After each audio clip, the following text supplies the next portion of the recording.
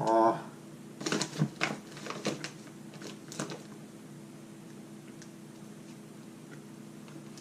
Sorry about the mess. Don't judge me, okay? I just got done watching the Emoji movie and reviewing it. I need time to heal.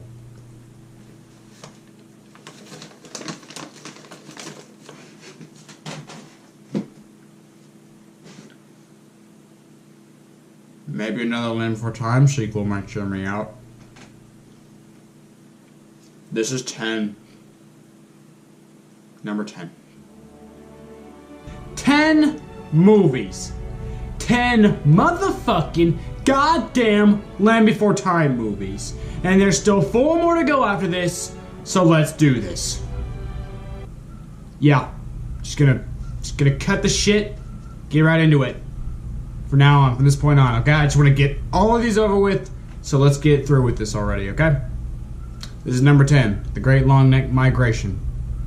So we open up to literally the same thing that every single one of these sequels has done so far, telling me about the history of life and how fucking great dinosaurs are. Hey, I saw Jurassic Park. I know how fucking awesome dinosaurs are.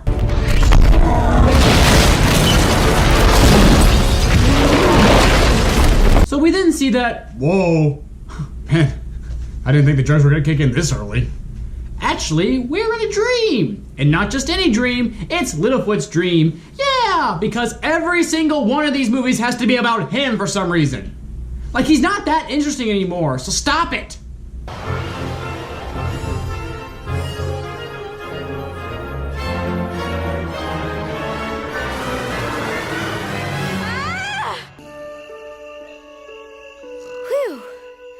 It was just a sleep story. Fuck you, it's a dream. I don't even have to look back on the other sequels. They call it a dream in this movie. Twice! They even dreamed. I'll see you in my dreams. So fuck you, it's a dream. So the next day comes and we see something that starts with a T. Something that we see way too much of in these sequels. What the fuck? No, tedious shit! Can't catch me! I can too! At least my man Spike here still ain't giving a fuck about nothing. He's so good at it, that's become a part of his natural life.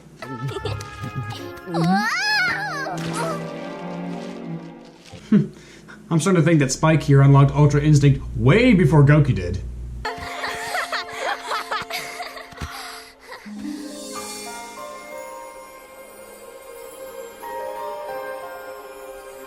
It's the Great Circle. You see it every day. It looks like something I saw in my sleep story last night. Sleep story? I never heard of those, Littlefoot. We usually just call them dreams. Three horns never have sleep stories. They're for babies. They're all just full of dumb stuff that could never happen. Oh man. Does anyone else just think that Sarah is pretty much the Vegeta of the Land for Time series? I mean, it makes sense. She's very prideful. She thinks she's better than everyone else. She's kind of a racist. But for some reason, everybody tolerates her. So later that night, Littlefoot wakes up again, only to find out that his grandparents have also been having trouble sleeping. I think the time has come for us to go on a journey. A journey? Get some rest. We might leave tomorrow. A journey? This time, with your grandparents' permission. So let me get this straight. You've been having sleep stories, so you're going on an adventure, but you don't know when, and you don't know where, and you don't know why, but you'll just sort of feel when it's time to leave, and then you and your grandparents will just sort of wander off. Is that it? Yeah, that about sums it up. It also sums up how people feel about these sequels at this point. Oh no. Grab your chocolate donuts and teeth-rotting caffeine. It's time for a Land for Time song. Adventuring. I'm going to go adventuring, adventuring, adventuring. And when I go adventuring, there'll be so much. Here, I'll save you the trouble. The song sucks, it's very forgettable, moving on. So Littlefoot's grandpa shows up, telling Littlefoot that it's time to go, and he leaves, saying goodbye to his friends. Who'd want to go on an adventure with a bunch of long necks anyway? You did! We just saw you! We want to go adventuring too. Sarah, you are bipolar. You've been so bipolar in all these sequels. Admit it, you're fucking bipolar. Grandma, are we there yet? No, Littlefoot, not yet. But you do know where we're going, right? Not exactly, Littlefoot. Then how will you know when we get there? I'll just know. Hey, a nice little callback to the first movie.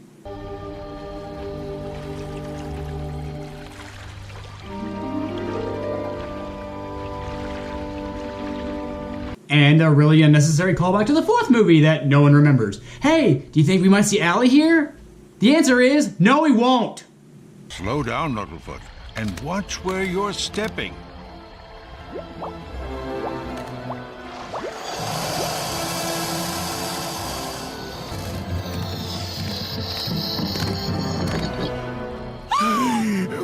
Littlefoot! Littlefoot, stop!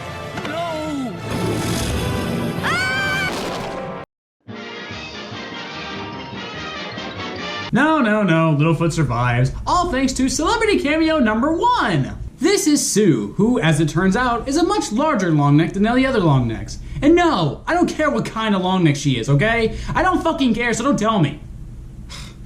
Look, I'm sorry, I know I may seem a little more grumpy and bitter than in my other reviews, but you guys don't understand. I just reviewed the Emoji Movie, okay? I haven't healed yet! And you don't have to thank me. It was fun. What's the point of having big feet if you don't step on bad guys every now and then? A little sadistic, don't you think? I mean, even if it was a sharp tooth, still, the fact that she enjoys crushing things beneath her giant feet is just a little... I'm starting to think maybe the leaf eaters aren't as good as they say. Maybe this movie will go down darker territory than the others. It won't. Could I tag along with you? I think we're headed the same way. We'd be honored.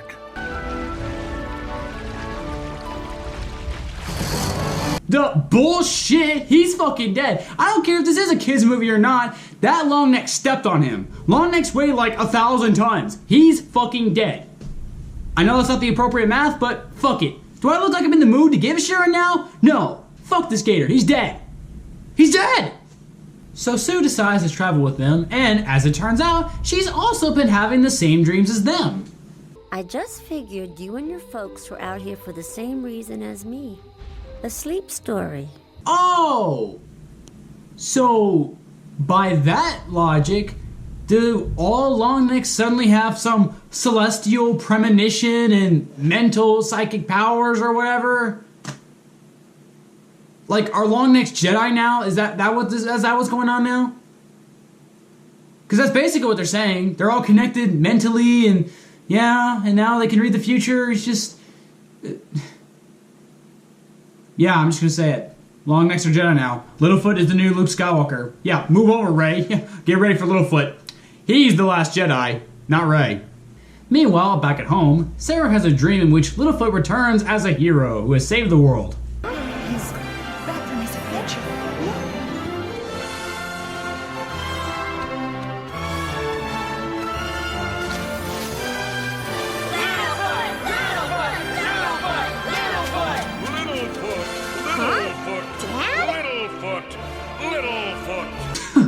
Well, this is definitely a dream. I mean, Sarah's father not being a racist prick for 2 seconds? Holy shit. That's like some Doctor Who shit right there. So Sarah decides that it's time to go get Littlefoot, but Spike is having trouble waking up. Why? I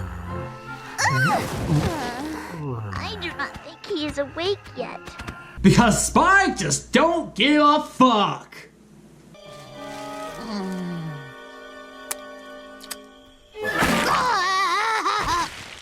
You ready? Me, always ready. He's become so used to it. It's like someone calls his name. Petrie running away again? Yeah, I thought so. So Sarah and the others reach the swamp where the crocodile, who is dead in my opinion, is sitting there waiting for them to come closer. Hey, watch it. Well, go on. But I'm not sure which rock to step on next. This one's closer, but it looks sort of slippery. But if she slip on close one, she may be falling all the way, and that'd be worser. Me think she can get to farther one. She good jumper. I am not saying she is not. Oh, that very good point. But which rock next? You know, I never thought I'd find myself sympathizing with a crocodile, especially in a Land for Time sequel, but here we are.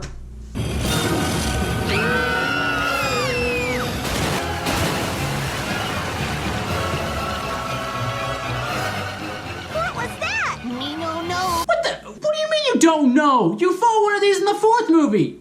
God, the 4th movie was so forgettable, even the characters in the movie forgot about it. So Sarah and the others are able to escape the crocodile, and we cut back to Littlefoot, who sees that a ton of longnecks have joined them. Son of man unto the sky, lift your spirit, set it free.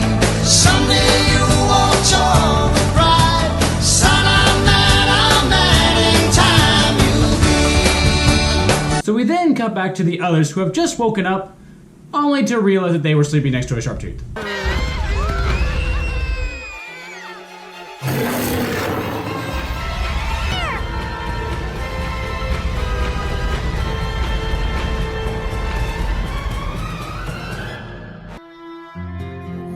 You can come on out now, youngsters.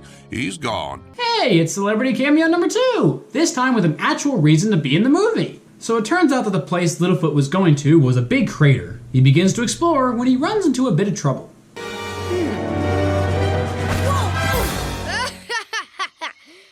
tripped me. Did not. Did two? Did not. Did two? Not. Two? Want to do Shorty? something about it? Shorty, what's going on?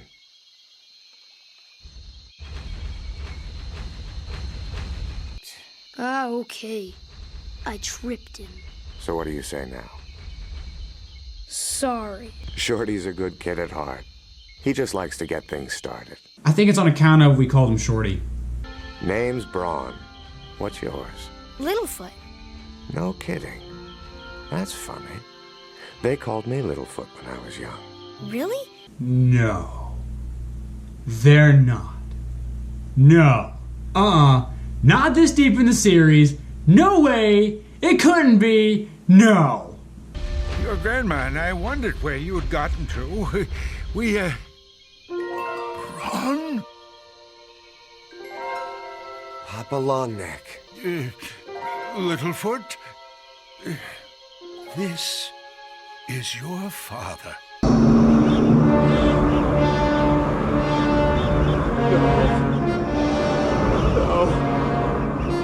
It's not true. That's impossible. Search your feelings. You know it to be true.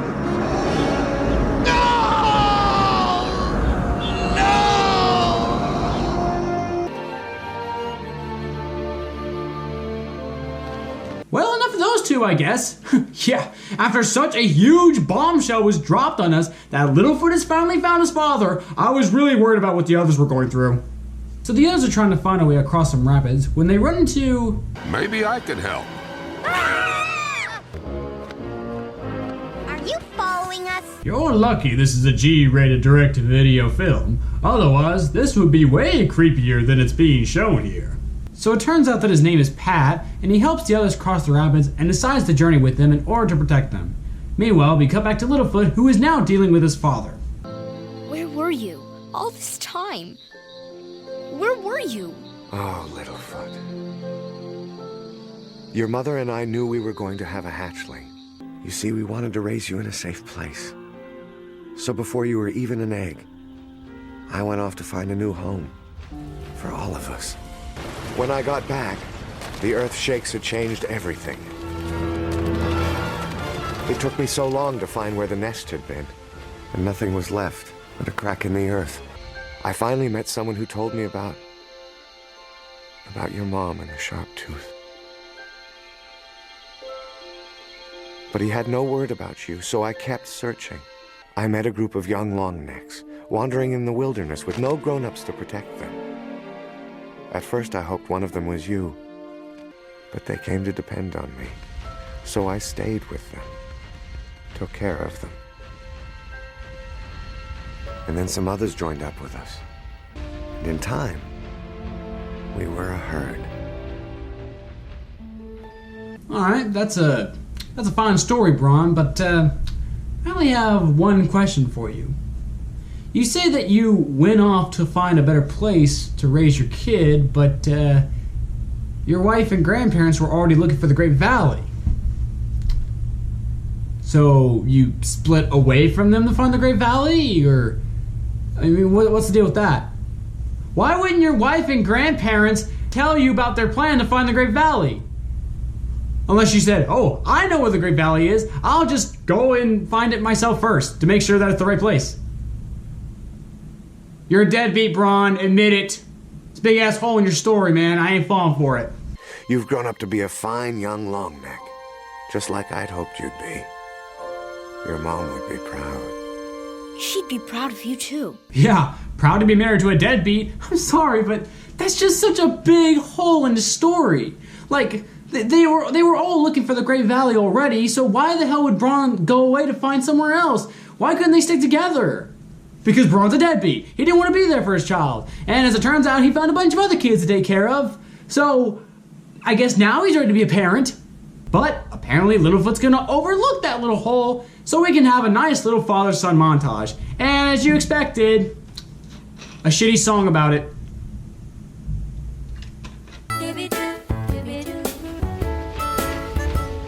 It's nice to have a dad that you can be with. To share a part of each and every day. Who understands whenever you feel sad. It's really awfully nice to have a dad. I found a dad. My dad. Ow. Ow. God. Anyone else notice that the singer for Littlefoot sucks? Like, really badly? Like, my God, he can't carry a note. He doesn't even sound good. I mean, Emma Watson could at the very least carry a tune, given some auto-tuning, of course. But this kid, oh God, it's just like, oh, no. No, fuck that. Fuck that.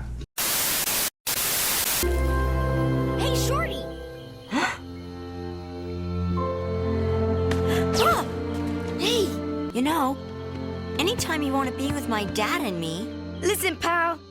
I can be with Braun anytime I want to. You got that? And he likes me better. Oh, yeah? Well, he's my dad. Ow! That hurt. Want to do something about it? Coward. Baby. Huh?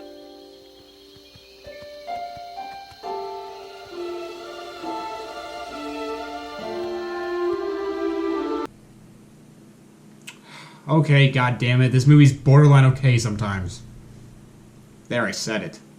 So we cut back to the others who are crossing some lava, and Pat is explaining what's going on with the Longnecks. It seems that a long, long time ago, the Night Circle got jealous of the Great Circle. Anyway, so the Night Circle grabbed the Great Circle and threw it from the sky so it'd smash into the world below. But there just so happened to be a herd of longnecks standing down there, and they stretched their necks up and caught the Great Circle on their heads and then shoved it right back up into the sky. So that's why, to this very day, we have such long necks, so we can put the Great Circle back up in the sky. You better keep moving, kids. Not safe to stand in one place too long. Hey, Pat, how about you practice what you preach, huh? Don't just stand around explaining the lore because, oh no, look what just happened. Hey, how come we haven't seen any sharp teeth? Sharp teeth are cowards. Yeah, says the leader of a herd. Do you understand what a herd is, Braun? A herd is when a bunch of animals can't defend themselves and thus need to herd together in the hopes that someone else will get picked off instead of them. So, yeah. Keep running your mouth, Braun, you deadbeat. Littlefoot. Sorry I woke you up. I just felt like sleeping here tonight. Oh, we missed you too, Littlefoot. You know, Littlefoot, it's only natural that you want to be with your father right now. Your grandma and I love you no matter where you are. We just want you to be happy. All right, I'll say it. it's actually an okay sequel so far. And for once, it actually makes sense to make the sequel about Littlefoot. So, yeah, I'll give it that much. The sequel's actually okay. Why is it that the 9th one sucked, and then we get another okay one, and from this point on, they're just gonna get even shittier? Like, what the fuck? Did the writers decide, okay, let's try and make one more okay one to go out on before we make the rest of these absolutely awful? So Littlefoot wakes up to see that Shorty is running away, so he runs after him in order to talk to him. Shorty! Hey, Shorty! Oh, it's you. It's still kind of dark, and you're out here all alone. My dad probably wouldn't like it. Oh, right. Like he'd care. Now that he's found you, he'll ignore me, like everybody else. Shorty, you'll always be special to Braun. You've known him all your life, almost. I just met him. I was kind of hoping. I thought maybe we could be like brothers.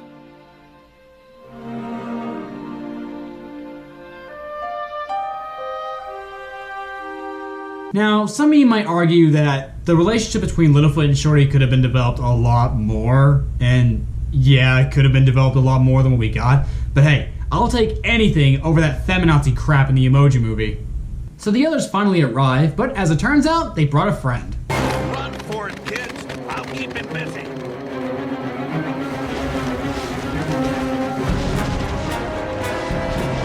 Jesus, animators. Have you people ever seen what a burn looks like? We can't leave him! He's a friend of ours!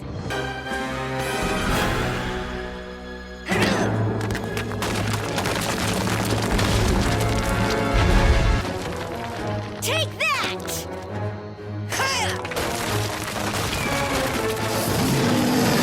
Yeah! Take that, Sharptooth! I hope these pebbles mildly annoy you! But, just as all hope seems lost, Braun appears to save the day, and we get a surprisingly fun climax. Especially when 2 more Sharptooths show up, and Littlefoot's grandparents come into it. It's all around a big old brawl. It's kind of fun for a Land for Time sequel. But nothing will top this.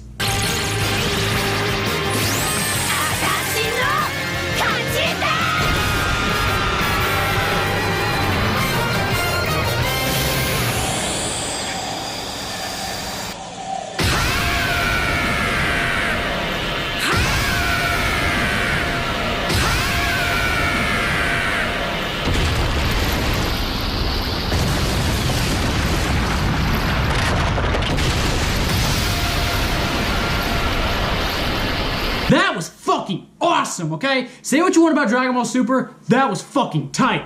That was rad, yo. Gnarly. So after the Sharpteeth are defeated, all the Longnecks gather to the top of the wall because apparently the moon is gonna fall and they have to catch it and put it back into the sky. Or at least that's what they believe.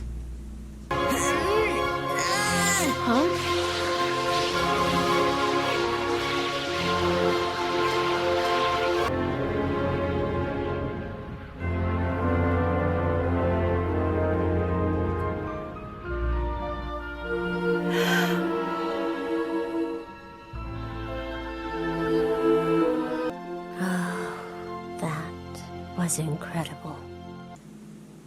Did Sue just lose her virginity to the Force? I think she did.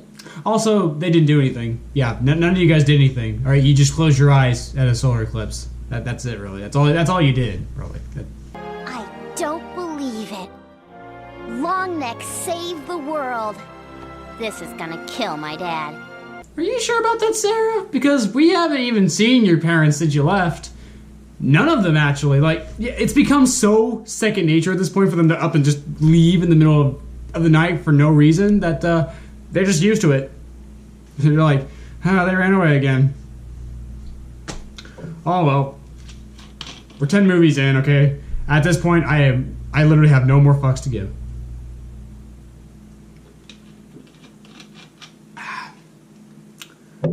Oh, that's good, not caring.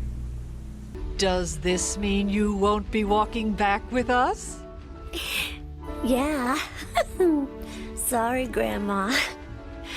Actually, I'm not sorry at all.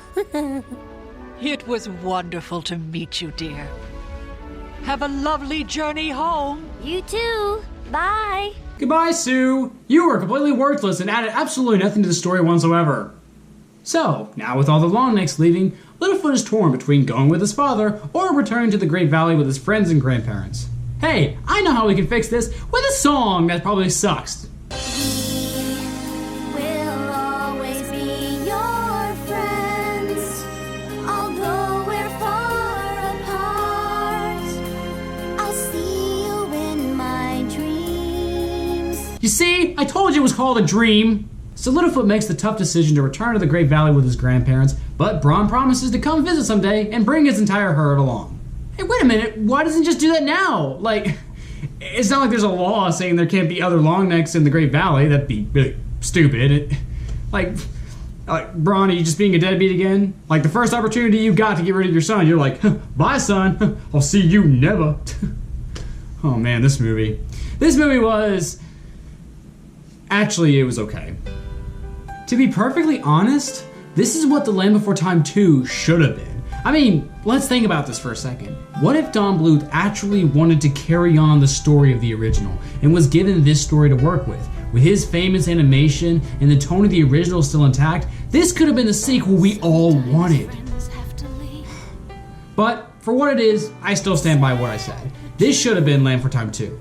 It actually takes a chance with introducing Littlefoot's father and possible stepbrother, and even the climax was kind of fun. I mean, think about it. What did we get in the original? We saw Littlefoot's mom fight a Sharptooth during an earthquake. It was pretty cool. What do we get in this movie? We get to see Littlefoot's dad, grandparents, and to a lesser extent Pat, fight 3 Sharpteeth, all while during a solar eclipse. I'm not saying it's better than the first movie, all I'm saying is that it does what a sequel is supposed to do. Up the ante. For what it is, it's overall okay. Just another okay sequel that, if you're interested in, then I say it's fine to watch. I'm honestly kind of happy that I got one more okay sequel, especially when there's only a few left and they're supposed to get worse from here on out. So, I'll be sure to take some pleasure from that little fact. So, with that being said, I'm gonna leave you guys with one more shot of Goku beating Kefla in the tournament because that was just so fucking cool!